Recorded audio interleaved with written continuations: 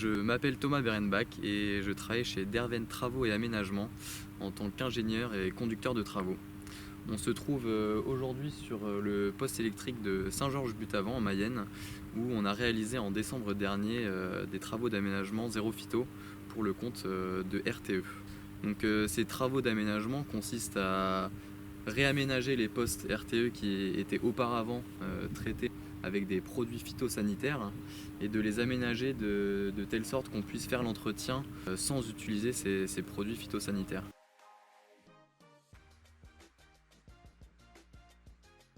Ça consiste en une préparation des sols, donc premièrement un arrachage mécanique et manuel des espèces qui sont indésirables, une préparation des sols en faisant une pose de substrat qui est un mélange de sable et de tourbe, et de poser ce substrat, ça va donner au mélange grainé qu'on va planter un support pour que les racines puissent bien se développer.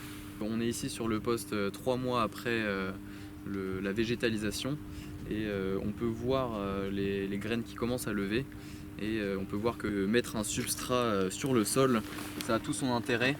On voit déjà que le système racinaire s'est bien développé.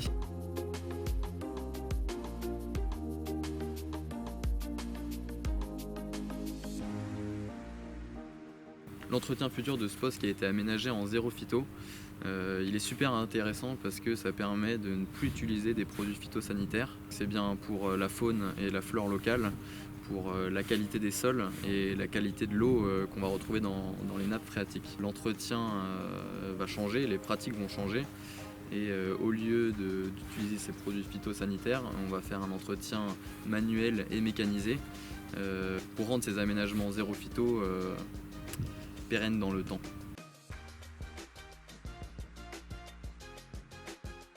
Pour la végétalisation du poste de Saint-Georges-Butavant, on a utilisé deux techniques qui s'appellent l'hydroseeding et l'hydromulching.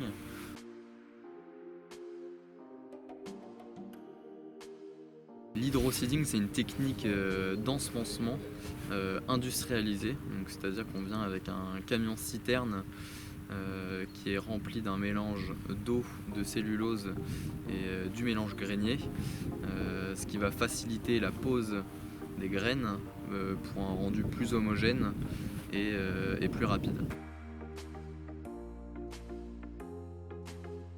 Et l'hydromulching, c'est une technique qui est similaire à l'hydroseeding, sauf qu'en plus des graines, de l'eau et de la cellulose, on vient mettre un mulch qui est un fixateur qui va permettre une meilleure tenue dans le temps et aussi de protéger les graines.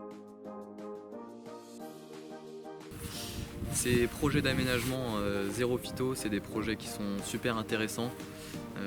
Ils sont très vertueux et ça permet de préserver la biodiversité locale.